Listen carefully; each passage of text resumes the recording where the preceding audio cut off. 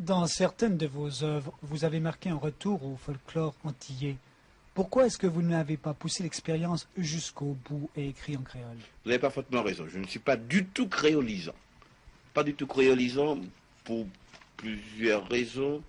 Et c'est que peut-être j'ai très fort le sentiment de l'infirmité de cette langue qui s'appelle le créole, qui me paraît vraiment une petite langue régionale, d'une portée extrêmement limitée, non pas du tout que je la méprise, mais enfin pour en faire un instrument valable, il aurait fallu faire sur cette langue un effort aussi prodigieux que celui que les gens de la Pléiade ou les hommes du sixième siècle ont fait sous le français, et pour en faire un instrument valable et utilisable. Est-ce que vraiment en 1962 cela en vaut la peine? Je n'en suis pas sûr.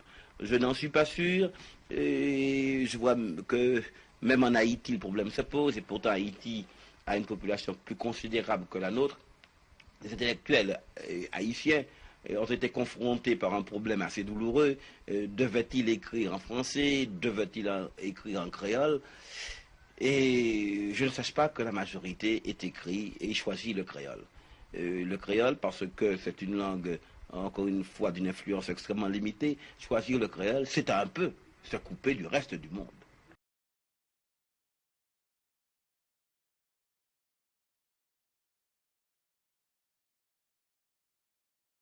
Should be kept oral, like just spoken, purely just spoken. She doesn't see the point of writing in Creole, or Creole writing, or orthography, or anything like that. Do you agree with that statement? If so, why? Do you disagree with that statement? If so, why? I would say that I have moved from her perspective to where I am today. And I had even published a letter to the Jamaican Gleaner saying that persons should not be speaking Jamaican Creole, it's not important. And then after speaking to a linguist, Professor Hubert Devonish, he made a very interesting point. He said, what's the point, for example, in languages such as Finnish or Danish, those languages that are really confined to small geographical regions? And as I did my research, I realized the language wasn't just about the speakers, it was about an entire culture being wrapped in that spoken language. So to say that it should not be written would be unfair to a whole population, to whole generations of persons who would have spoken it. And the writing makes it become a standard, and as it becomes a standard, then you will have more persons becoming interested, and that's the history of the Creole languages, even in the French or the English-speaking Caribbean. And one of the ways to actually go ahead of myself is the translation of works that are either in standard French or standard English. And the first work that's usually done in translation, making that Creole written, is the Bible, the Christian Bible. And when that is done, it's considered a very big step, a milestone in making that language written, having a written orthography, and it does help in the progress of the people who speak that language. So I do not agree with that Dominican who thinks that the language should only be spoken. There is need for it to be written. And all languages in the world started as oral languages, and then humans came about and wrote them down. So we often forget that language as a social construct was originally oral before it became written.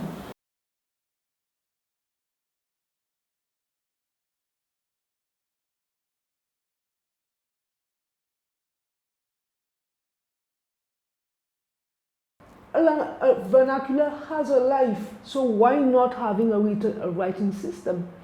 And also, very often when some language, like the Grenadian French Creole, where I believe Grenada had such a long period of French occupation, but yet lost something like that, you can wonder what happened.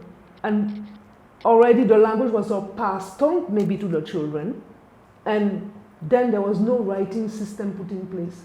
as time went by, well, the language just it shrinks, and that's it, and it's with regrets. And I think, to me personally, I'm glad to see dictionaries and grammar and so forth.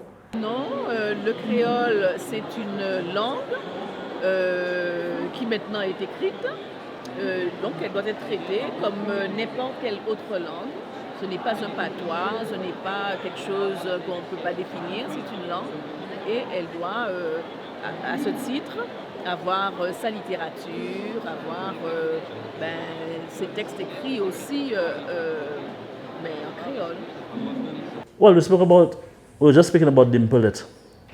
And Dimpolet was one of those people who, along with the people from University of Guyana and from other universities in the Caribbean, who held a number of conferences, two of them right here in Sainte-Lucie, where they developed an orthography, a Creole orthography, a system for writing the language. And that system is being used internationally right now. It's being used internationally. There are slight variations in it, sometimes, just like in English, I must say, because it's like writing G-A-I-L for jail as opposed to G-O-A-L, you know. So that there are slight variations for that, slight variations, but it is nothing to prevent you from actually being able to read the language or to understand it when you see it. So that there is a very, very clear system for writing the language, and it's an easy system to learn actually. How did you learn to write? It's just something that you just committed yourself to. Well, it didn't take long, really. There's information readily available on the Creole alphabet and writing system. You can see it in Dominica's little dictionary. You can see it in St. Lucia's dictionary. They use the same alphabet and writing system. And little books, visitors' guides, things like that, you can buy in the markets in Roseau.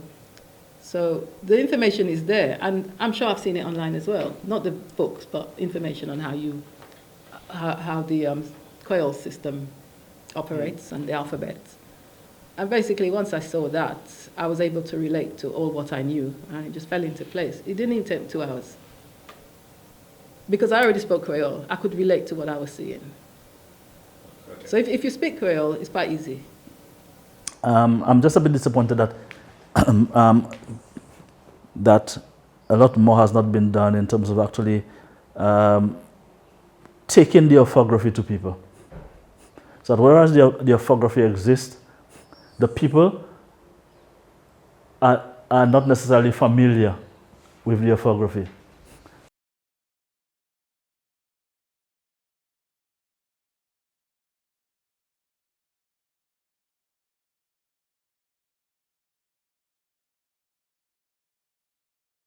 There is an attested work in 1757, around 1757, written by a Haitian. His name is Devriez de la Maroutière, and it's Lisette qui la plaine. So all the different literature will make mention of that being the first work written in Creole. It has been translated, of course, into standard French so people can have access to it. But that particular poem is used when it comes to Creole orthography to speak about the writing system and what was used at the time. So that is the first attested work written in French Creole. How was the writing system developed? Who developed that? Or was there particular people that developed it, or a group of people, or who developed the writing system? Well, the movement began in the mid-70s with the GIREC, the jurisdiction of Jean Bernabe, who passed away last year, I think. It was a group of them, and Azael Mathieu as well. So as a generation, they felt that because at that time French Creole was put aside, families don't want to hear the children speak Creole and so forth. That's exactly what I was saying a while ago. So they fought by creating a writing system it's giving the language, even though it doesn't have an official status official status, because French is the official language, but it's to at least recognize the language as part of our history and heritage. So it started in the 70s, and then it evolved, because also it's not only with the GIREC, but the GIREC also worked with the linguists in Sainte-Lucie and Dominica, so they had more dictionaries and grammars. Well, Haiti started a long time before, because as I say, Haiti has a different, socio-political context, which would have basically led to the emergence of such grammars and writing system as well.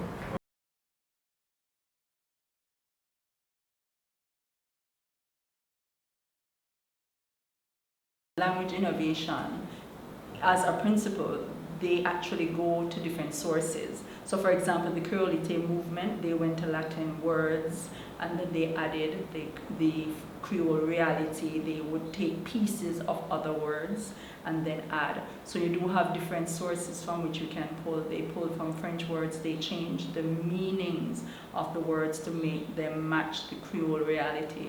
So you do have different tools that you can pull from in the concept of language innovation. Someone like, for example, Raphaël Confiant, he's been doing a book called Néologisme Créole, which means that you can take the basis of what exists and create new words for that in Creole. So he was suggesting some words for, like a physical thing, like mathematics, or that you can use at university and everything, and taking with the logic of the creation of words of for example, when you say the radio in Creole, of course, if you're saying you ask anyone in the street, how do you translate radio in French, they would say radio. In Creole, they would say the same, because they don't know how. So he suggested one thing, which is capter son. Alors capter means catching the sound. If you understand that, so it's catching the sound to give it to you. You see what I mean? A capteur de son, d'accord, in French. So radio, that's the word for French. A capteur de son in Creole, translate in Creole, like capter son, that would be the right word for radio in Creole, because that's the way we think of it. Because the radio is there and the sound that is there just get there. So he took it and put it there. So it's a capteur de son. You understand? So that's how we have to create new words. It's with the imaginaire Creole. Dictée Créole is one thing that we do at home in Martinique. It takes place anywhere. It can be like at school, but we like to do like a little, like a game about it.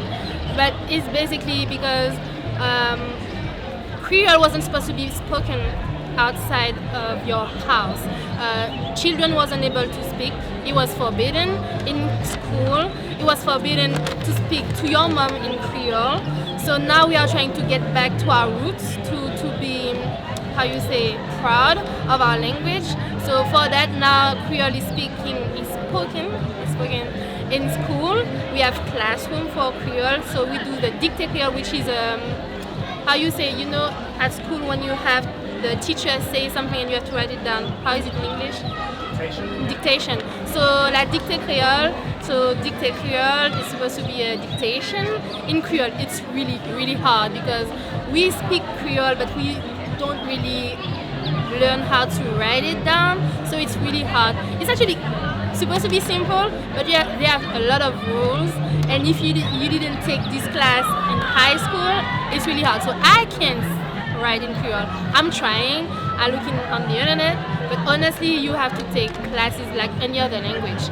So that's what it is. It's to get back our pride, the pride that they took from us, and we take it back with the dictée créole. Comment on écrit bitation? Bitation. B-I-T-A-S-I-O-N. T'es sûr? Oui. Et moi, moi écrit P-Y, E accent aigu, M-A-N-G. Mantitine. M-A-N-T-I-T-I-T-I-N. Beaumentin. B-O-M-M-A-N-T-E-N. Ah, t'es vaillant aussi. Grémessi. Les corrections seront réalisées la semaine prochaine et les meilleurs élèves seront conviés le 28 octobre prochain, journée mondiale du créole, ici même à la CTG, pour recevoir leur prix. Le poule levé à sous-sodisé, à manger y cassassé. I picked up a couple of stuff in France. The only one we've bought, our Dominica, but not here. No. I've not looked in Bradford, so I don't know what there is. Why France? Why do you think you picked up more in France than anywhere else? I've got a friend who's a French teacher, and she goes to Creole classes over there. She's with the Martinique man, and so she tells me where to get things, and so I get them from there. Well, I think there's something about France. What is it? They have more, a lot more. They've got a lot of African-speaking French Creole people. I don't know, Guadeloupe, Martinique. I don't know why. Okay. Have you seen any resources? What I mean by resources is books to learn from, textbooks, dictionaries, audio. What resources have you seen? To be truthful, I saw none until I saw Sylvia's book. And that's being quite frank. Sylvia, you haven't seen Sylvia's book yet? No, I haven't seen any Creole books No. linked to the language or anything like that. I don't think I'll even look, to be fair. So I don't know if I can answer that question. Okay. When it comes to books, like there are many people that don't think Creole books actually exist, but they do. If they have seen a Creole book, it's normally some dictionary that they found in their mum's house, their dad's house, their grandma's house, their aunt's house. But they're actually more than dictionaries, as you can actually see. So if you didn't know about Creole books, I don't think there's any shame in that. But what you will see is that there are actually an abundance of books available. And given the general argument that you've seen in this documentary about Creoles being the same but with different varieties, I think you should give them a chance of thinking, instead of thinking, oh, it's not that Creole. You know, people read American English books all the time and they just do the subtle translation in their mind or use the context of the sentence to understand what's being spoken about. So there are many books, so I hope you are informed as a result of watching this next section. I actually have 3 books, but this is the most popular. I think because it just looks a bit more special. A lot of the feedback says, you know, it looks like it was very lovingly put together, because I did really put a lot of love into it. It was definitely a labour of love for these books. So this is my first Creole number book, and my Creole colouring book, which is basically just a colouring book here. And this one is my Creole activity book, which is more activity based inside, word searches and stuff like that. Okay. As I got older, I kind of realised that it was a shame that I wasn't taught Creole. I went to a very multicultural school. All my friends, they went to Spanish school and Greek school and Irish club after school, and they all held on to their heritage. And I felt we didn't have that, if you know what I mean. So I wanted to do something not only to showcase the language and the culture, but also prime the younger generation, because I was reading some statistics where it just takes 3 generations before a language is completely wiped out. And we're here in Britain now, us children of the diaspora, we know very little. So what will our children know, if you know what I mean? What has the response to the books been like? Do you know, it's been really good. I started this project in about 2006, so a long time ago now, and I didn't really know what I was doing. I just had an idea and I just went with it because it was just something I wanted to do for myself, and I wasn't sure what the response would be, to be totally honest with you. But all the bookshops in London, all the black bookshops in London, they all took them. They sold really well on Amazon as well.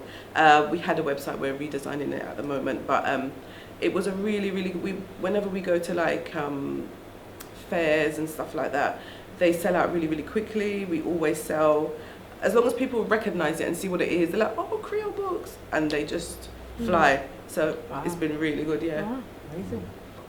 Yes, I have spoken to parents who have bought my books for their children, and they say, you know, my kids are saying words now, they're interacting more with their grandparents, because it's usually the older people that like to use Creole more often. So it's nice to see small children and older people interacting that way through, you know, what I've done with my books. Eh bien, c'est très important pour moi parce que je suis de la Guadeloupe, je suis conteur, je suis écrivain en langue créole, je suis professeur de créole également.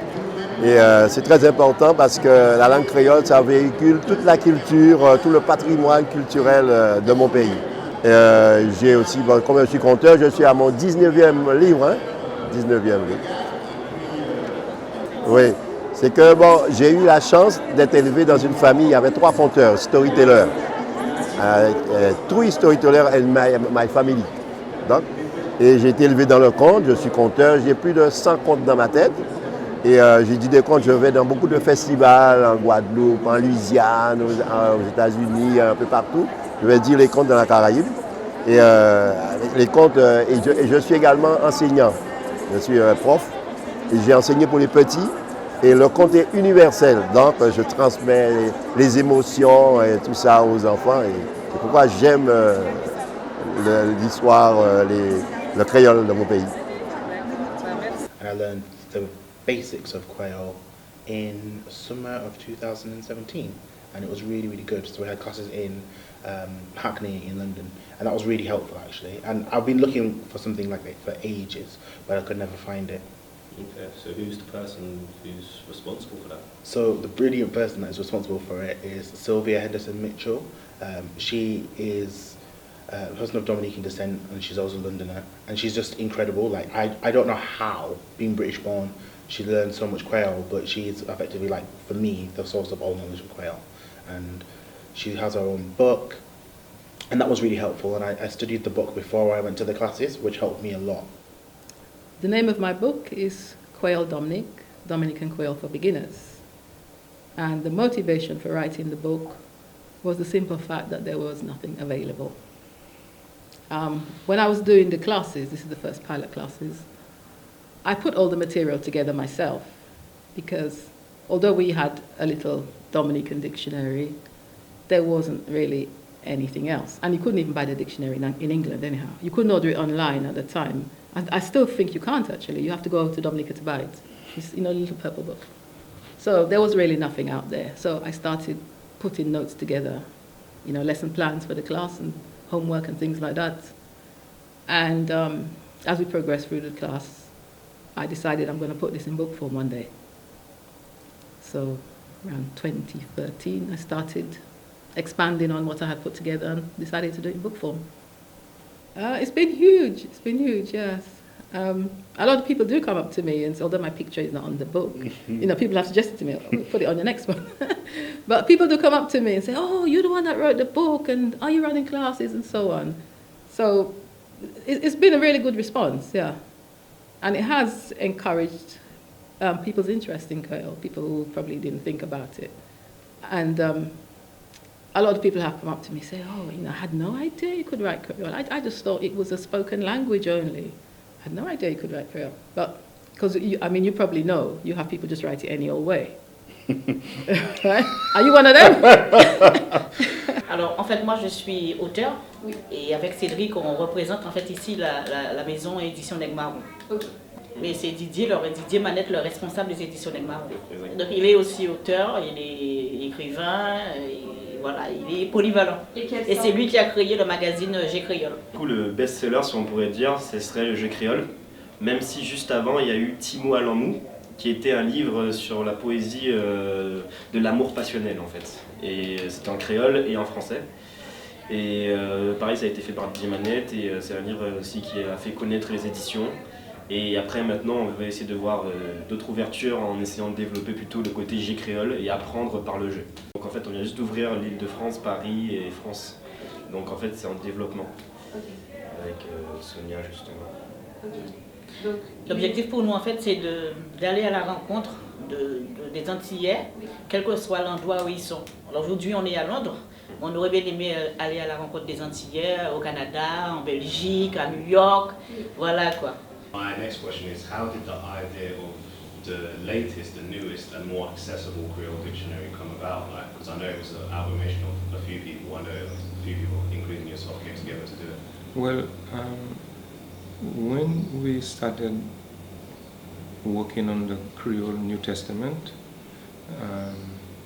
we were accumulating words, and then the idea came that we should really compile a dictionary with all the words, because you come up with different, the Creole words. Some words we couldn't even remember, but it came up while we were translating. And then the director, Dr. David Frank, he said we should really compile a dictionary. And this is how the idea came about, Yeah. And then after we published the New Testament, we started working seriously on the dictionary. And it took us maybe about a year to put all the words together and test them to make sure people could understand. And the orthography used was the same orthography that was established by Mouvement Creole in Sainte-Lucie. That's the same one we use in the New Testament. And it was very easy for people to understand, because people who never really read Creole, they would look at the dictionary or the New Testament and they could pick up the words very easily, And it was published in I'm not sure whether you know, but in 2001. But the policy of SIL is that we work closely with Bible Society in the region, and when it comes to the dictionary, we wanted to get the government involved, because we said that would be good for the school and good for the country, and this is why we contacted the permanent secretary at the Ministry of Education. He was, in those days it was Dr. Didicus Jules, who is the director, I think, for OECS now. And then he was all for it. And when we compiled the dictionary, when we were happy with the product, then we passed it on to them for publication. And they were the ones who published it. And I can remember the first publishing was, I think they run about 10,000 copies. And it made headline news because people used to line out by the bookstores early morning just to get a copy. And I was very glad to see that, But I must mention to you that FRC, the Folk Research Center, they were very involved as well, because they were selling the dictionary for us. And they were very glad for the product, Yeah. But unfortunately, what happened to FRC? The building burned down a few months ago. Yeah. So that's where we are. Alors le succès des livres en créole est relativement récent, premièrement, puisque l'idée, quand il y avait des livres écrits en créole, c'est « Ah, moi je ne pourrais pas lire ça parce que c'est trop difficile, je n'ai pas appris à l'école le créole, donc je ne sais ni l'écrire ni le lire ». Et petit à petit, comme maintenant le créole est rentré avec ce qu'on appelle les langues vivantes régionales en milieu scolaire, c'est dans le cursus scolaire. Donc au contraire, les enseignants de langue vivante régionale sont à la recherche d'outils et de ce fait, les ouvrages écrits en créole ont de plus en plus de succès, selon moi, pour cette raison-là d'abord, et aussi il y a quelques personnes par intérêt personnel, parfois un intérêt un peu militant, tiennent à lire des ouvrages en créole. Parce que les livres ont servi d'outils, parce que maintenant il y a des manuels pour apprendre le créole à l'école, c'est comme n'importe quel manuel scolaire. Donc il y a des outils quand même. Oui, incontestablement, oui. Les livres ont beaucoup servi pour que la langue soit déjà étudiée et pour que la langue devienne, qu'il y ait une utilisation scientifique en quelque sorte de la langue créole. Et donc vous avez des traductions de Guadeloupe, Martinique, Haïti, Seychelles, île Maurice. Malheureusement, les traducteurs de Sainte-Lucie et de Dominica que nous avons sollicités n'ont pas répondu. Donc c'est pour cela qu'on n'a pas de traduction, mais ce n'est pas parce que nous n'y avons pas pensé. Je choisis Bédétala parce que je suis professeur. Professeur, je travaille en France. Et puis, mon yolo BD la caille en créole. Ça fait moi plaisir. Lire en BD, on les métiers moi en créole.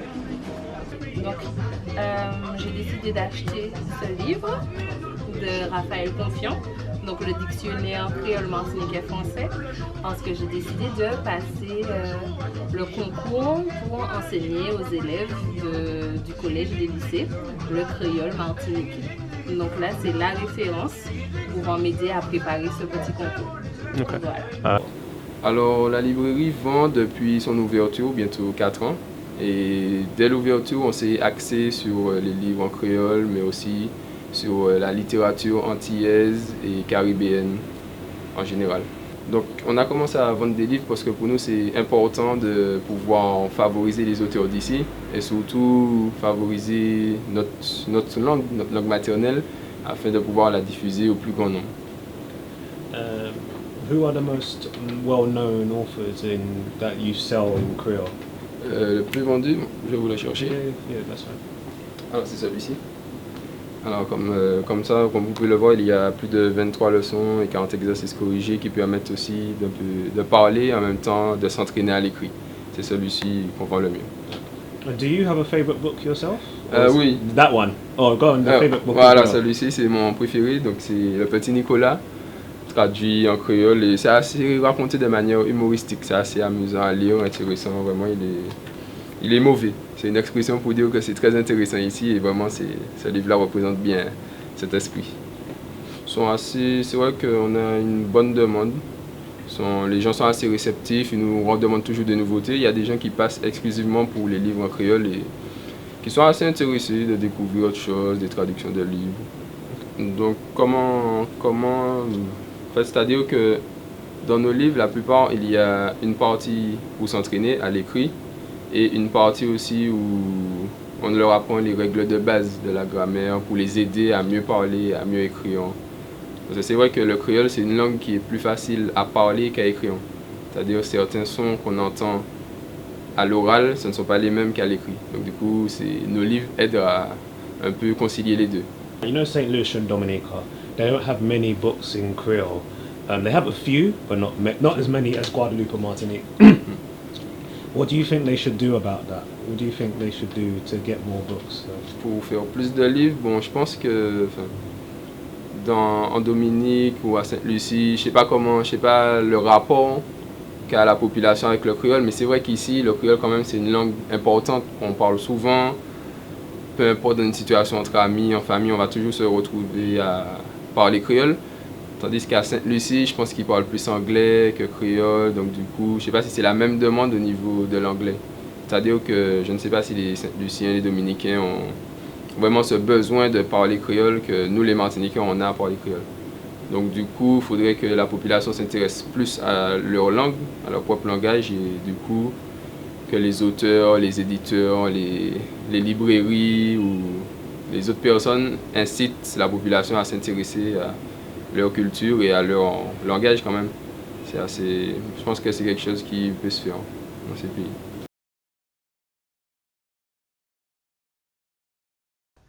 I hope this chapter has given you more insight into what is out there.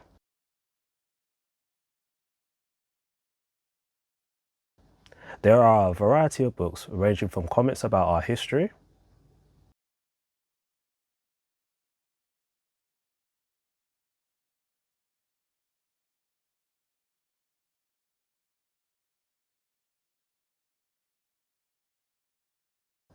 There are comics that are known globally that have been translated into Creole.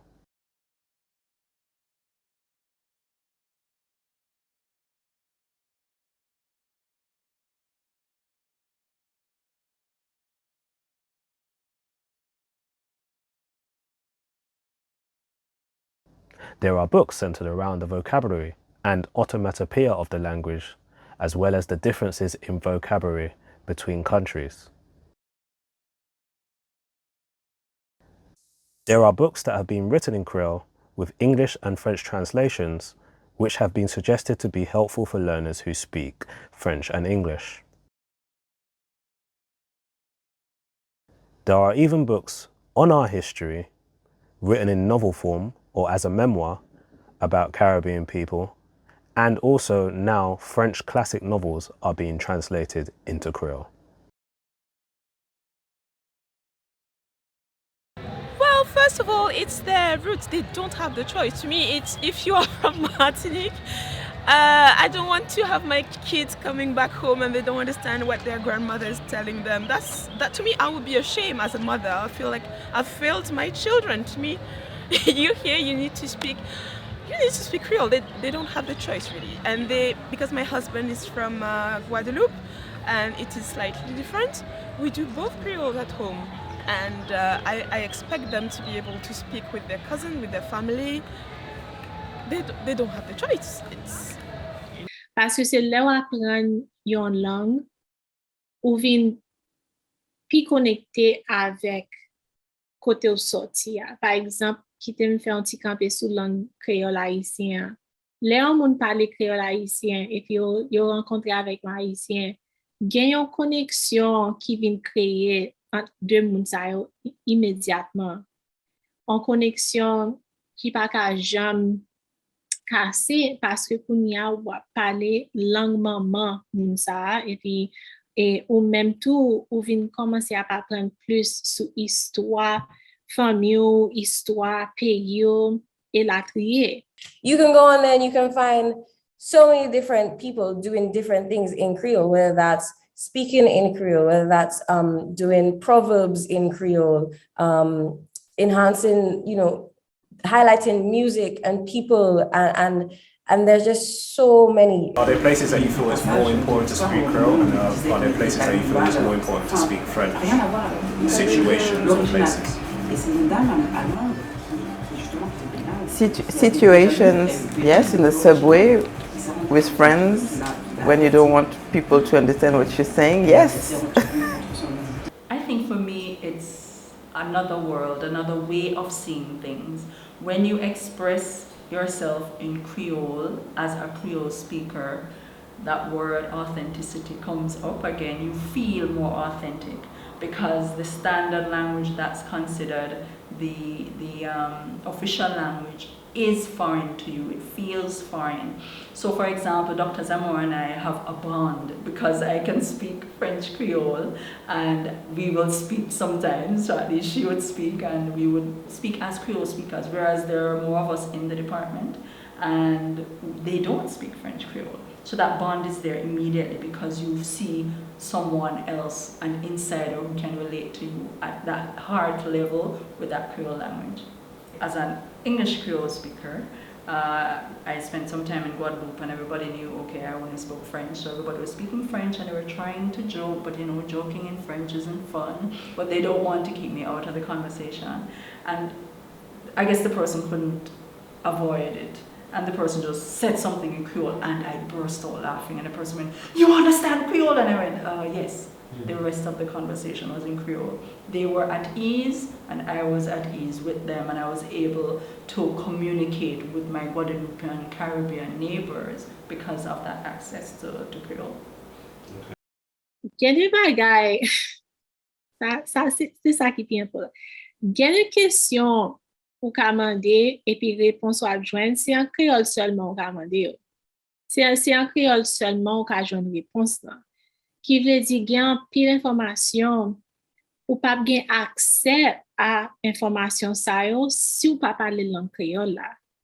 Mais toujours dit moun juste commencer même si c'est 2 3 4 mots pour qu'on ait en créole, juste commencer. Parce que là, on commence à marcher dans le chemin, ça, on va juste continuer pour toute vie. On ne pas jamais suspendre, on pas jamais camper. C'est là on commence à venir gonfler, là, on est gonflé plein. On vient commencer à plein avec langue créole là, et là, ça, on vient à ouais, puis clair. And then just in terms of like just meeting other people sometimes and having like striking up conversation and finding out, oh, they're from the Caribbean or they speak a bit of Creole. Like, it's so random. It's like, oh, this is nice. Yeah, and another way I think the language has helped, and language, culture, music also being more respectful and appreciative of other cultures and languages, etc. Like I feel that by having another language or culture in your back pocket, you do appreciate other people's a lot more, and you're a lot more appropriate to that when you then go into their areas, their environments, etc. So yes, I think it's a lot bigger than what we may even understand it to be. Ah oui, certainement. Ils devaient apprendre le créole parce qu'il y a beaucoup de belles choses dans nos îles de la Caraïbe, sur le créole, les îles anglophones ou créolophones, françaises et qui parlent créole. Et il y a vraiment de belles choses à transmettre dans le créole. Surtout il y a dans la langue créole, on a les contes, on a les rites, les croyances, les proverbes, les superstitions, les timbois secs et tout ça, les dieux du mot. Donc tout ça, c'est le patrimoine immatériel. So it's really accepting yourself and the Creole as part and parcel of the great planet Earth. But if you stick to a kind of reductive view of yourself, not Creole, no thank you, not black, no thank you, not St. Lucian, no thank you, not that part of St. Lucia, not that colour in St. Lucia. What are you left with? In a sense, you've achieved what the slave master tried to do years ago, which is to breed fear into you and make you feel that you are worthless. Now, if you still want to continue with this behavior, there's nothing to stop you. In fact, many people will encourage you. I am just telling you, look, you have alternatives, yeah? You don't even have to do it in the way that I'm saying. I would encourage them to, know the language, know the culture of your people, because knowing it also gives you a certain kind of confidence because it is your identity. It makes you understand yourself. It also will give you the thing that will make you stand up against someone who wants to invalidate you on another ground, maybe not on your language, or maybe on your accent, or maybe how you celebrate a certain festival. These things are not separate. The Creole is not separate from how you celebrate Carnival. It isn't. And so if you enjoy Carnival, if you're a participant, if you love the music, whether it's in English or in Creole, then your understanding of those things will become richer in terms of your ability to speak and understand the language. There was one time when my aunt came from Guadeloupe. She came over. This is a while ago. I must have been I was young. And she came to my grand's house, and everyone was there, like everyone. And like there was kids around and whatever, there was adults around, and all the adults and the young adults, there was no English, like everyone was speaking Creole. So obviously I'm old enough I'm probably like 11 or 12 or around that age, you know what I'm saying? So you're old enough to kind of realize that this is a cultural thing going on, this is a part of you that you don't have, you know what I'm saying? Like it's almost like you're walking out with one shoe, like something's missing, you know what I'm saying? Something's missing. And I'm sitting, I'm like, and they're like, they're laughing and they're having a good time and everyone's speaking and busting joke. And there was solutions there as well, because at the time my grand's partner was Sainte-Lucie, and he brought a lot of his friends and family. Everyone just laughing. I'm just like, man. Like, I'm just like, right, like, I'm lost, bro. Lost, like, like, in your own home. You know what I'm saying? You know what I'm saying? I'm just like, right, like. So I was just like, you know, like those little experiences kind of like pinch you, you know, like. So you'll never be lost in your own home ever again. You know what I'm saying? And that's what motivated you. Yeah, man. Yeah. Can't be lost in my own home, but no, man. I want to say to people who don't think that the language is useful, that you're actually, for lack of a better term, you're kind of doing the colonizers' work for them. So what you're doing is you are continuing the legacy that people who conquered Dominica and did so much damage to our ancestors and our ancestral homes and links, you're continuing that by saying that your language is useless. Well, effectively what you're saying is the language that your ancestors created out of a period which was awful for them, they managed to recreate and refashion a whole world, and you're telling me that that newly fashioned world, which has some European influences, but at its core is fully African, you're saying that that is useless. And that for me is heartbreaking. And I think a lot of grandparents don't think like that. Because they grew up in Dominica, to them it's just the language. In particular how my grandparents talk it, you know, it's just Ibrocan French. That's how they say it. It's just the thing, that's what it is. They don't really, I wouldn't say they don't take pride in it, but for them their connection to the language is different. And I would just say that you're detaching your children and your grandchildren and effectively your great-grandchildren later down the line from their ancestral roots. And when you do that, you can't fix the damage. And I wish people would think about that, because they don't think about that. And I think if you thought about that, how it's actually disconnecting your children from you and from their ancestry and where they come from, you might think a bit differently about it and you realise the damage you're actually doing.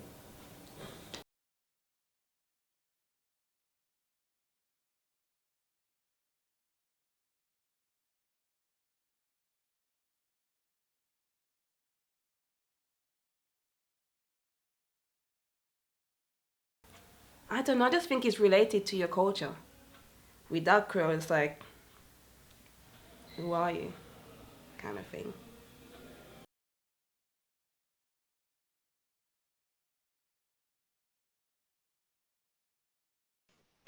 I believe that with everything that the country has been through, I mean, at one point, I didn't even know that Haitian Creole wasn't an official language until like years later. It was always just French, and I can't remember the exact year. I think it was 1940 something or something. Then the language became recognized as an official language.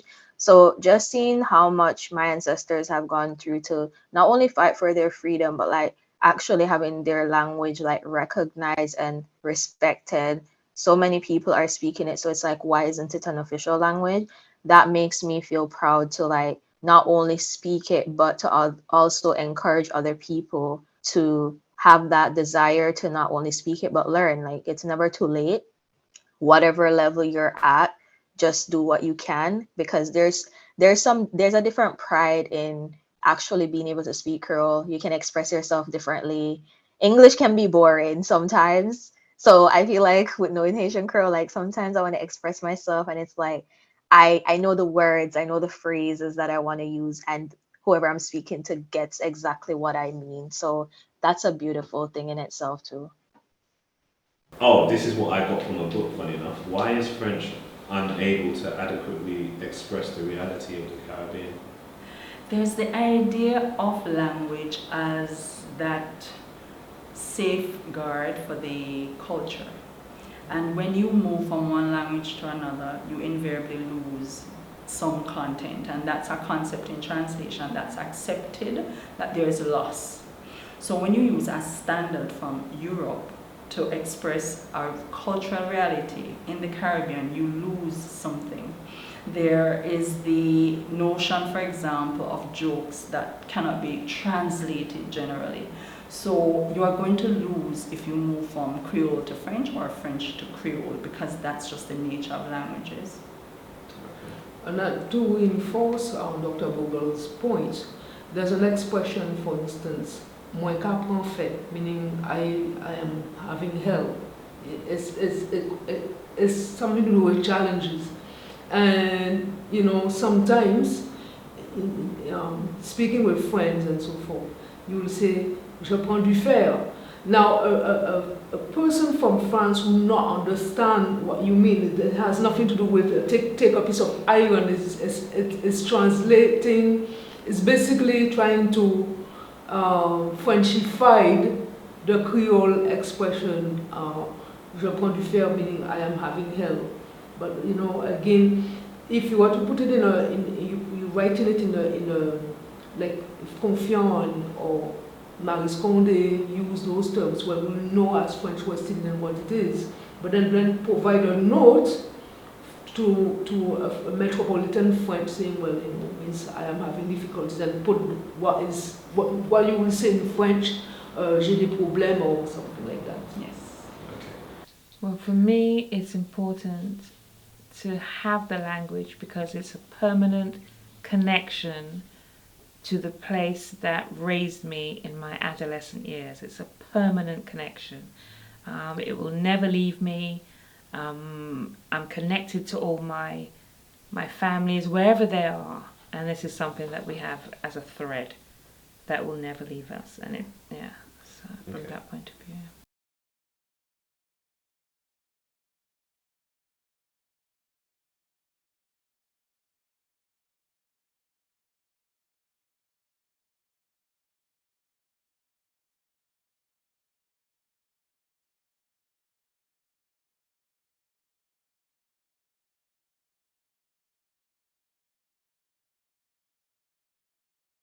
Moi crois important pour moi mouche ich moi parler créole et moi crois important pour jeune moun apprendre parler créole because c'est un langue qui ka mort, c'est un langage qui ka mort.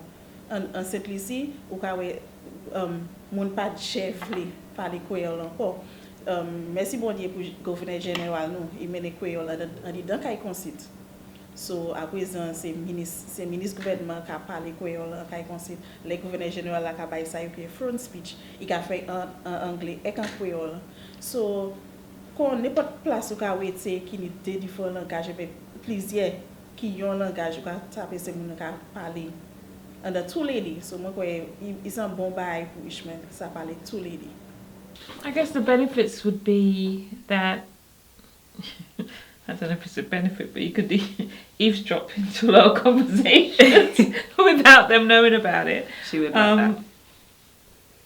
This is very important to me, especially to me, because, as I say, my great-parents, all of them, the Creole, from both French and also on the Barbados side as well. So it's very important that I loved the Creole. I only wish I could speak it more. Fluent. And pass it on. Yeah, before it die out with us, isn't it? Yeah, it's important to me because I think language can just tell you who you are. Who you are. And it's not just the French Creole, the Yorkshire language. Together, I like to just language use is like both. a religion. It is. It's who you. It's identity. Yeah. Maman pas qu'à parler moi en créole, il était qu'à parler en français, ça pas bon pour parler créole, c'est seulement français. Donc moi apprendre créole pas moi-même, moi pas apprendre leçon, yo pas qu'à parler créole ba moi et maman c'est en guadeloupéenne. Donc il qu'à parler créole guadeloupéen. Papa moi c'est en Martinique et il a parlé créole martiniquais. Donc du coup on fait un seul mélange et puis créole moyen. Donc excusez-moi, OK, pardonnez-moi pour créole moyen. Donc moi ka parler créole bas c'est chambre moyen parce que moi estimé que c'est un bagage qui est important. Moi les yo retiennent que créole c'est un bagage qui est important que c'est un patrimoine que pas ni d'autre côté yo ka parler créole et que ça ka fait en richesse. Et les yo ka aller des côtés, yo peut aller tout côté, les yo qui parlent créole, yo qui trouvé ini en bagaille en plus parce que yo qui trouvé ça en kilti, yo qui trouvé ça, yo qui intéressé koyo à pour qui ça parler créole, d'où ça ka vini, donc ça important. C'est important bah moi pour cette chambre là continuer parler créole. Donc moi parler créole ba yo. how do you feel when you see them, if they do, speak in their language to their kids and they're speaking back in their language to kids? How do you feel? What goes on in your mind when you see that? I think we missed a trick, really. We should be doing the same. And yeah, good on them. Yeah, that's true. That's why I said that the Creole should be the first language in the child's life, well, Dominican, because that's the way most of the other people speak. The first language, especially the Asians. Yeah, and they stick together, don't they? Yeah, they marry one another. And then from so there, they keep it in the family. From there they teach them other languages. They have to speak the language. We have branched out all over the place. But we got it, I think the Dominicans got it wrong. Yeah, we branched out too much. We got it wrong. Yes. Like 1 to 10, it's 10. It's really important because it's a matter of identity, and it's like here we are like in a, I don't know how to say, conference place where it's all about black people, but not only black people. It's about hair, like curly hair. So it's a like identity. I'm come from here. I'm like that. I'm black. I'm proud, etc. And Creole, it's exactly the same. Like we are French. Is it okay? We are French, but we come from Caribbean. And for our studies, for example, we come here. And what is interesting is that, okay, when we say where you come from, for example, I can say, okay, I'm French, I can stay like that, and I can also say that I'm come from Martinique, and I can explain. But when we get along together and we have that language that make us together, it's something strong. I don't know, even if we are French. Is there any importance from someone that's born outside the Caribbean to Caribbean parents speaking the Caribbean language? Is there any importance to that? It's the whole notion of language preservation. And what we often forget is what we don't consider to be important, other people consider to be important. UNESCO even has a convention on the safeguarding of intangible cultural heritage, and Creoles will fall into that, and the different art forms and cultural expressions that we consider to not be standard and important. So when we retain, when we preserve those aspects of any culture, we are passing on something that cannot really be translated, transferred, that is indigenous. We have to think of indigenous communities. If we don't do that, we think of a homogeneous world, and invariably the world cannot and isn't homogeneous. So we are actually making the persons who speak these different languages valued. It's all about value. And when people realize that their culture, their way, their language is valued, then they themselves can really become authentic in who they are.